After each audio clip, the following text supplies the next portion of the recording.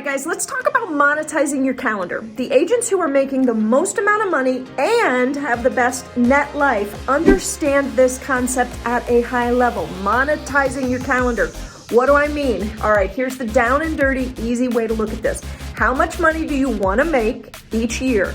Let's say you want to make 200K or 600K or 100K or 50K. I don't care, it doesn't matter. How much money do you want to make in a year? Now, you got to look at how much time do you have to dedicate towards making that. Let's be really realistic, because if you are a full-time mom, or you're a dad who is maybe a full-time dad, or you have another gig or whatever, you've got to be realistic. How much time do you have to dedicate? And then I want you to take those hours and I want you to figure out what your hourly rate is in order to make that much money. So how much money do you need to be making each hour that you're working?